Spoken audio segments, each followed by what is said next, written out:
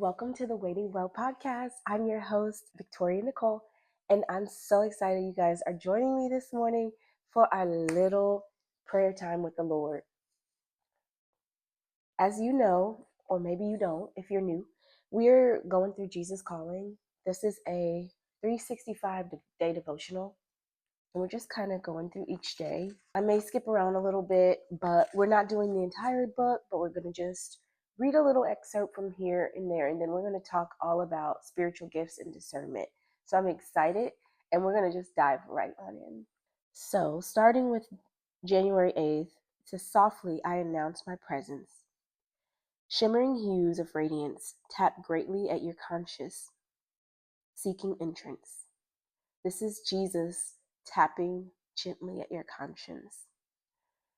Though I have all power in heaven and on earth, I am infinitely tender with you. The weaker you are, the more gently I approach you. Let your weakness be a door to my presence. Whenever you feel inadequate, remember that I am your ever-present help. Hope in me, and you will be protected from depression and self-pity. Hope is like a golden cord connecting you to heaven. The more you cling to this cord, the more I bear the weight of your burdens, and thus you are lightened. Heaviness is not my kingdom. Cling to hope in my rays of light. I will reach you through the darkness." Psalms 46:1 says, "God is our refuge and our strength, an ever-present help in trouble." This is basically very, very much assuring that when you are weak, God is strong. And when you don't have it, He's got it. And in fact, He is trying to reassure us that when things are inhibiting us from thinking clearly, He's able to jump right in and completely reassure us. It says, "Be joyful in hope, patient in affliction, and faithful in prayer." So Romans 12:12 is saying, be joyful in hope. Well, what does that mean to be joyful in hope? So if we're hoping for something, if we're waiting on a miracle, a sign, something to move, a mountain to be moved, we are supposed to be joyful. And that can be so difficult when all we want to do is worry, when all we can do is overthink and be in our heads about it. This is where God is telling us to get out of our own minds and let him take the lead and give it to him. Like if we truly, truly do give it to God, and what that looks like, giving something to God, we need to be joyful in the fact that He's got it. And it's such a hard thing to do because it's so easier said than done. It's so much easier said than done. It says, "Be patient in affliction and faithful in prayer." So it's not telling us to just pray about it once and then just never think about it again. Because first off, A, not likely, and B, it says to be faithful in prayer. So to keep on chucking at this thing like an ice pick at a glacier, just to keep on chucking at it and saying like, I'm coming with it and I'm going to be faithful in prayer. I'm believing God for this. And as you pray and as you continue to be headstrong, steadfast, you're actually building your faith in doing so, which is a really cool thing. So it all comes full circle.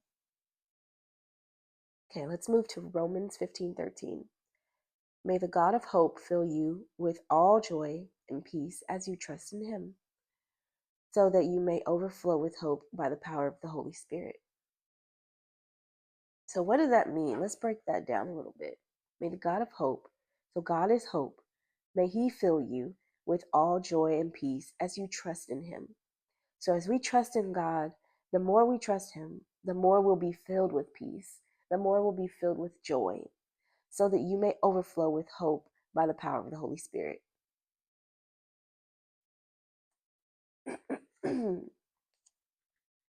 Let's jump to day 9. "I am with you and for you. When you decide on a course of action that is in line with my will, nothing in heaven or on earth can stop you. Wow, let's stop there. Let's stop there. First of all, God just said, when you decide on a course of action that is aligned with His will. So, therefore, we need to be praying for our lives to align with what God has for us, not with what we have for ourselves. A lot of times, this is good. A lot of times, we come to God with a laundry list. God, can you do this for me? Can you do all of these things for me, God? Thank you. Send it in. Instead, we should be asking God, what do you have for me at this point in my life? Where would you have me to move at this area? And I'm just like very, very connected to this message because, yes, I am her that makes this laundry list of things that I present to God. And I ask you, God, can you help me with this? Can you do this for me? And I expect it to get done, but where's His input? Where is He included in these plans? And that's exactly what He's saying. If you partner with God on a plan and you ask Him to guide it, if you ask Him to guide it, I'm very sick right now as well. If you ask Him to take that plan and turn it and align it with His will, you cannot fail. That is, wow. Nothing on in heaven or earth can stop you. Oh, that's really cool. Okay, let's keep moving on. You may encounter many obstacles as you move towards your goals, but don't be discouraged. Never give up. With my help, you can overcome any obstacle. Do not expect an easy path as your journey at hand is your journey as you journey hand in hand with me. But do remember that I, your very present helper, am omnipotent.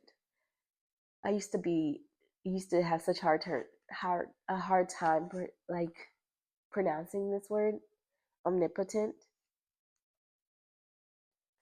Anyway, much stress results from your wanting to make things happen before their time has come. One of the main ways I assert my sovereignty is in the timing of events. See, look at that. Much stress results from your wanting to make things happen before the time. How many times do we want things to happen on our timing when we are nowhere near considering God's timing and how He views time? He doesn't view it the same way we do. Okay, one of the main ways I assert my sovereignty is in the timing of events. So that's how He does things, in His timing, not ours. If you want to stay close to me and do things my way, this is God speaking, by the way, in this excerpt. Ask me to show you the path forward moment by moment. Instead of dashing headlong towards your goal, let me set the pace. Slow down and enjoy the journey in my presence. Oh, that's so beautiful. He literally is telling us when you speed ahead, it's kind of like the tortoise and the rabbit. You guys remember that fable, that story from when we were kids, right?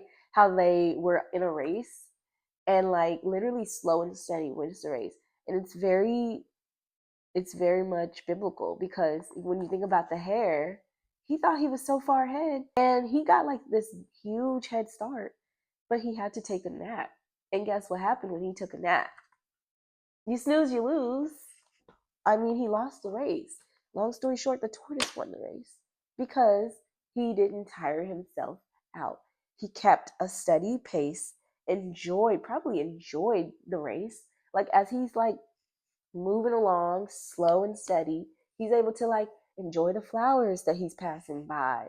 You know, he probably saw like beautiful lily fields on his way, and he probably like ran into a few friends and was able to actually say hello and not just like speed past them it, because he actually enjoyed the journey of the race. It's not a sprint, it's a marathon. So, there's that. Romans 8:31 says, "What then shall we say in response to this? If God is for us, who can be against us?" And Psalms 46, 1 through 3 says, "God is our refuge and strength, a very present help in trouble. Therefore, we will not fear, even though the earth be removed, and though the mountains be carried into the midst of the sea, though its waters roar and be troubled, though the mountains shake with its swelling. And Luke 1:37 finally says, "For nothing is impossible with God." How many times do we think about waiting on the Lord to move, and it ends up being, well, I'm just gonna take matters in my own hand. Well, I can't wait. I gotta do this. And a lot of times that's us. Like, we are the types of, it's human nature, unfortunately. So this is where we have to really step in and fight against our flesh, because that's flesh moving and not the spirit. The spirit is gonna be patient. The spirit, literally think of the fruits of the spirit. The spirit is going to be patient. It's going to be kind. It's going to have self-control. Everything that the flesh renounces, like, it's literally everything that the flesh renounces is the spirit. So think, whatever your flesh wants to do, the opposite of that is going to be spirit, which is really cool to think of. Like, yeah. Okay, so now we want to talk about discernment and the gifts of the spirit. So let's just move into that. Hi, pumpkin. Ow! Did you just bite me? Did you just try to bite me?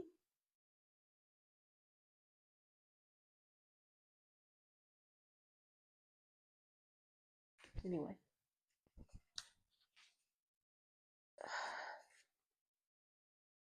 So there are actually a lot of gifts of the spirit, some of which I've never even heard of or didn't even think that would be a gift of the spirit. But we have the gift of encouragement, the gift of giving. Giving is a spirit, like, is a gift. It's a spiritual gift. Leadership is a spiritual gift. Mercy, prophecy, which most people have heard of prophecy as a spiritual gift. What else? We have service, serving others and volunteering. That's a spiritual gift. Evangelism, big one. We know that one. A lot of us know some of these big heavy hitter spiritual gifts, like discernment, healing, interpretation of languages, speaking in tongues, wisdom. Well, maybe that one's not as common, wisdom, honestly, but definitely likes discernment and interpretation, evangelism and encouragement, the gift of encouragement, where the gift of, is it exhortation? I think it's called exhortation, which is where you're able to speak life into someone. That is a gift of the spirit, and a very beautiful gift too. If you're able to speak encouragement and speak over someone's life and tell them, like, something that's going to uplift them and put them in a different headspace, that is a very, very powerful and amazing gift. The gift of discernment is one that everyone should pray that they are able to develop, because, and I'll tell you why, because discernment is a key factor in not only your walk with God, but also um, being able to tell, with friendships, with relationships, um, with people maybe you're just meeting for the first time. You'll get like a discerning spirit, almost like, think of it as like your instincts, right? When your instincts are screaming something at you, do not ignore them. Listen to them, follow them, because these are protective elements to keep you safe, essentially. So discernment is very, in the spiritual world, is a little different from instincts, because instincts are more like fear based, fear of, or fight or flight, where it's like meant to literally protect you in the realms of danger. Same thing with a spiritual sense. Discernment is more spiritual because it can keep you from um, people that have bad intentions, that may appear to be friendly on the outside. And it's someone with an undetectable discernment would not be able to see that they have or feel that they have bad intentions all around them. Like their spirit is oozing something sinister, and that is discernment is where that comes in.